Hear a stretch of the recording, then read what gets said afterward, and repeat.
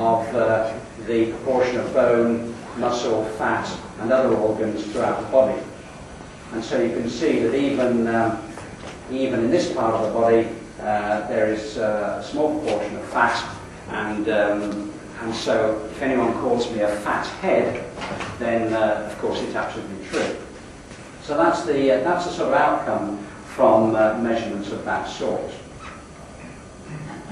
Now it's important to recognise that when we start to talk about eating disorders associated with either obesity or the opposite, where people are suffering from having malnutrition, being too thin, then we have to take psychological aspects into account. And the relationship between these is very important. I can't give you many examples of this because I haven't got time, but one of the areas that we are concerned about is individual body image. Body image applies to fat people as it does to grossly thin people. It's also the perception of body shape and body composition, which is particularly important with people with eating disorders. And you will come across these people. There's a lot of evidence to show that athletes or individuals who exercise excessively, that can be related to certain eating disorders. One of the experiments we undertook was to use this particular mirror to make someone, to look at someone full length. Now, if you look at that person's face, she doesn't look particularly happy, but I can make her look instantly happier simply by slimming her down. Now, if you don't believe it, I'll just toggle between the two, and you can see it's very simple to make someone look slimmer than they really are. And that's because that mirror there is a distorting mirror. It enables me to distort the body shape.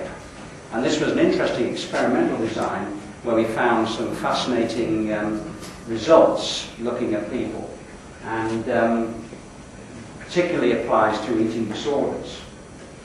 The purpose of all this was to inform, educate and restore body image perception to a greater degree of normality.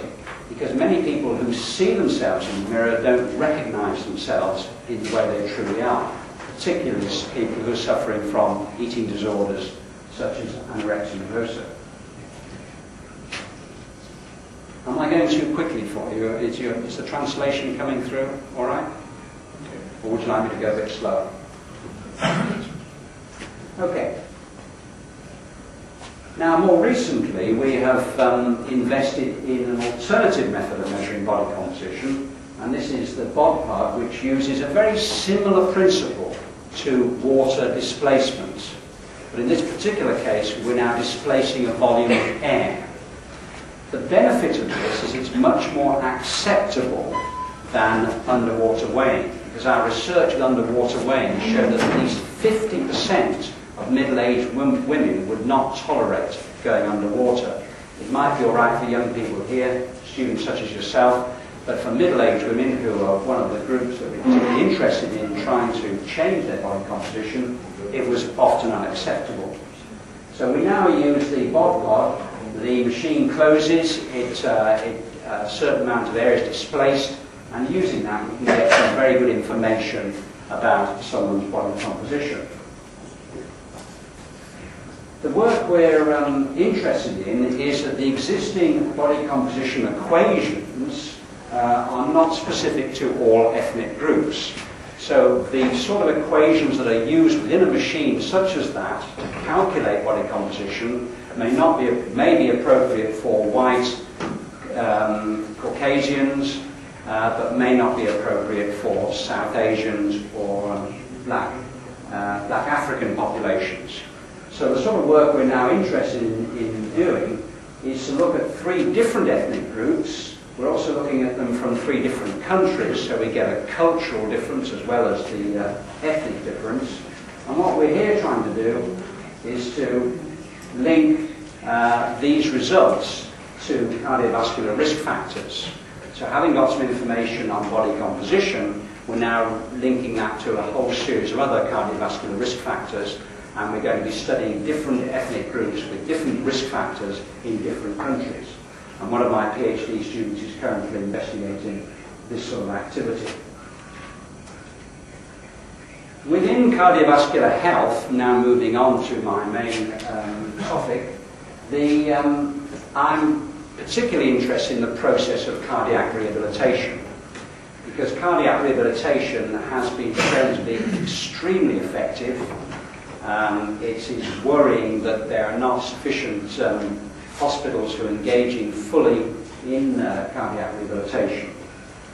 And one of the things we've been looking at is the effects of acute and chronic changes in cardiac enzymes during cardiac rehabilitation. We've been looking at changes in heart rate variability, which I'll spend a little bit more time on later, as a result of cardiac rehabilitation. And we've been looking also at changes in cardiorespiratory function during cardiac rehabilitation. So we're getting a good idea of the benefits from a physiological perspective of cardiac rehabilitation, and throughout we're trying to improve the clinical activity that goes on. It's no good doing all these studies if you can't improve clinical activity. We're trying to find what are the best methods to improve cardiac rehabilitation. And in all cases, all the work that I've just briefly touched on, we found the research team has shown beneficial changes as a result of exercise-based cardiac rehabilitation. But exercise is not the only thing in cardiac rehabilitation. There's a lot of areas in terms of education, psychology, and other things which are just as important. And we could spend a lot of time talking about that. Now, cardiovascular health, which is the sort of consistent theme throughout my talk, we're working currently with a research group in a local hospital, Harefield Hospital, and the team working with Samagdi Yaqub, and you'll see later on some slides given by my PhD student and friend Georgia Rakovic. You'll see him talk about this particular research group as well in some detail. And these are some of the things that research group are engaged in. You can see here that stem cells are removed from a patient's bone marrow. These are cultivated in a petri dish and coaxed into turning into heart cells, and these are then put into a special plastic mold so they fuse together in the shape of a heart, and this then can be transplanted into the patient using their own particular cells. This of course reduces the possibility of rejection and is very exciting work. We're not personally involved in this work, but I'm showing you this just to illustrate the type of activity which is going on within the whole of the cardiovascular research group with ourselves and Magdi Yaqub. Now, one of the other things that we're involved in is one of the particular biomarkers which we believe very strongly will be useful, particularly in determining which people should or should not receive heart transplantation, is this new method, relatively new method called cardiac power output. And that's the definition of cardiac power output, and I'm not going to say anything more than that at this stage because I know that Georgie Yakovlevich will be talking in some detail about that this afternoon. But it's a very useful measure and one which we believe can predict morbidity and mortality very successfully. Here's someone who's actually undertaking measurement of cardiac power output, and you can see that not only do they have the full 12-lead ECG, but we're measuring the amount of oxygen being utilised, carbon dioxide being produced, and this information is fed into a metabolic analyzer for subsequent analysis.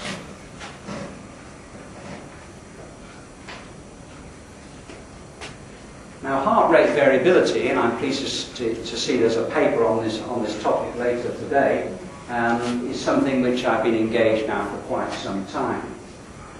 It is defined as the beat-to-beat variability of the heart rate as a reflection of overall nervous control. And the beauty of this is that we don't have to do anything but put electrodes or very simple electrodes on the surface of the body, so it's totally non-invasive.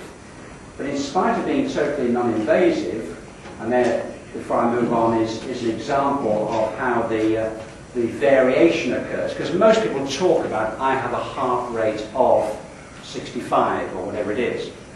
That is simply an integral of a whole succession of heartbeats, and all you're saying is, on average, the heartbeat is a particular number. This, of course, is important in exercise physiology because it's been well recognised that lowering of the heart rate as a result of training is a desirable outcome. But what we're looking for is not heart rate, we're looking for the individual difference from one heartbeat to the next. And you can see that the variation goes from 0.859 seconds, one of the longer ones, down to 0.721 seconds, one of the shorter ones. And this variation from one beat to the next is what we understand by heart rate variability.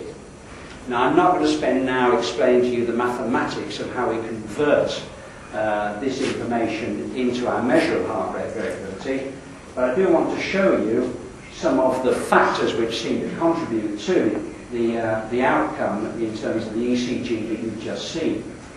It can be affected by respiration, by blood pressure, by cardiac output, by thermoregulation, by the renin-angiotensin system and other influences. And combined, it affects the central nervous system and gives an indication of the relative balance of the parasympathetic and sympathetic systems on the sinoatrial node. Now, this is a very valuable way, a non-intrusive way of gaining a lot of information this way, and once again we have evidence to show that variations in heart rate variability impact on the morbidity and mortality of people who are suffering from cardiovascular disease. So it's a useful measure and one that we're particularly interested in using in a variety of research groups. This quote here, time series analysis offers solutions to many vexed questions of heart rate variability and its relationship to respiration, blood pressure and thermoregulation. And my main reason for showing you this slide is to make you aware of the date that's on this particular reference. I wrote that now 30 years